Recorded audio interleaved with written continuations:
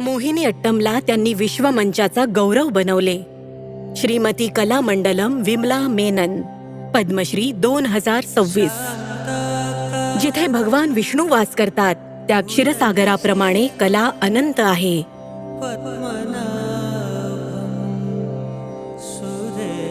कलाप्रेमी कुटुंबात जन्मलेल्या गुरु कलामंडलम विमला मेनन अशा काळात वाढल्या जेव्हा सामाजिक नियमांनुसार महिलांना नृत्य करण्यास मनाई होती. वयाच्या 10व्या वर्षी त्या वल्लतोळ नारायण मेनन यांना भेटल्या, ज्यांनी त्यांना केरळ कलामंडलम मध्ये सामील होण्यासाठी प्रेरित केलं.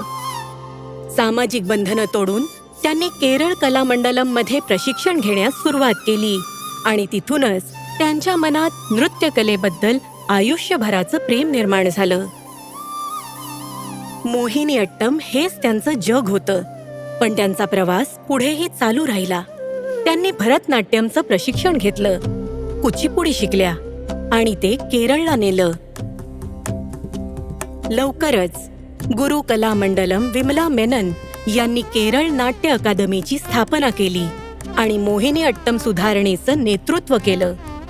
या कलेला एकल कलेतून समूह सादरीकरणात रूपांतरित केलं आणि त्यात पुरुष भूमिकांचाही समावेश केला.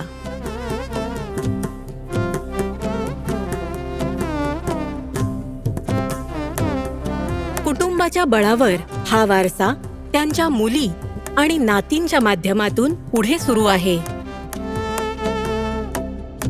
आणि आता वयाच्या 84व्या वर्षीही त्या मोहिनी अट्टम लोकप्रिय करण्याच्या जबाबदारीत खूप सक्रिय आहे.